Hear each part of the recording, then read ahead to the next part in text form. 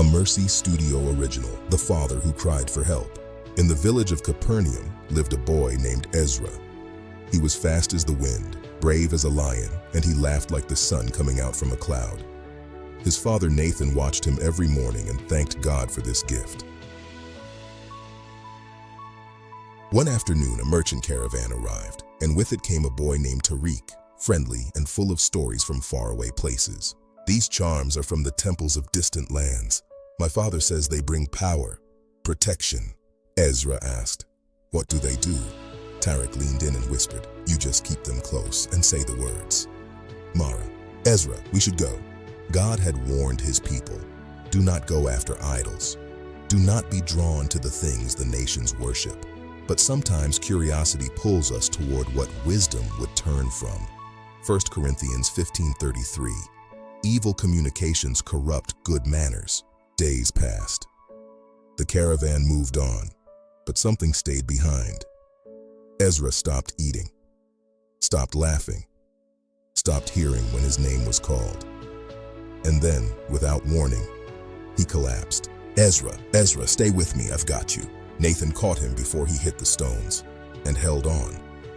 But something had come into Ezra's life that his father's arms alone could not drive out. Months passed, then years. Doctors had no answer. Rabbis prayed and turned away. Again and again, the Spirit drove the boy toward fire, toward water. Again and again, Nathan was there, pulling him back, holding on. Mark 9:22. Ofttimes it hath cast him into the fire and into the waters to destroy him. Some nights Nathan sat alone in the dark and whispered the only prayer he had left. "God, if you are there, please help my son." One morning, Mara and Josiah heard something in the market. A blind man had seen again. A lame man had walked. One name was in every sentence. Silence fell.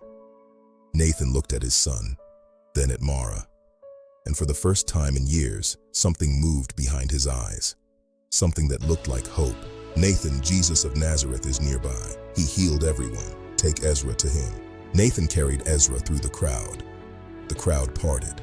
He fell to his knees before Jesus, dust on his face, years of tears finally breaking free. A silence fell over the crowd. Then Jesus spoke. Nathan trembled. Years had worn his faith almost to nothing. He looked at Ezra, then at Jesus, and said the most honest prayer any father has ever prayed. He offered Jesus exactly what he had, broken, barely there faith. And it was enough. Mark 9:23-24. All things are possible to him that believeth.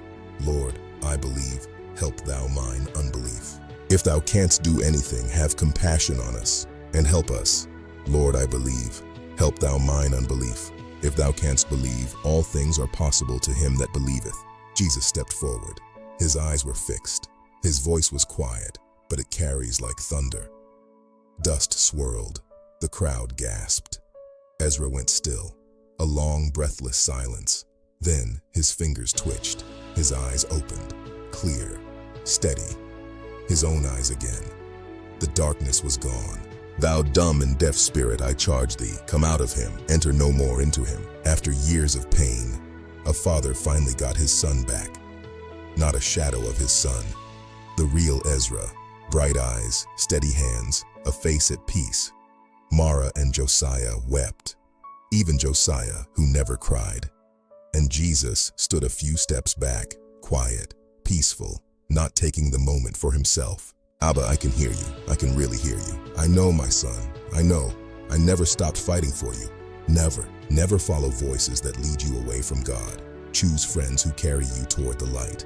And when life feels too broken, remember the Father who came with nothing but a broken prayer. Remember what Jesus did with it. Mark 9:23. All things are possible to him that believeth. This is a short film by Mercy Studio. Like, subscribe, and share. Comment, complete in Christ.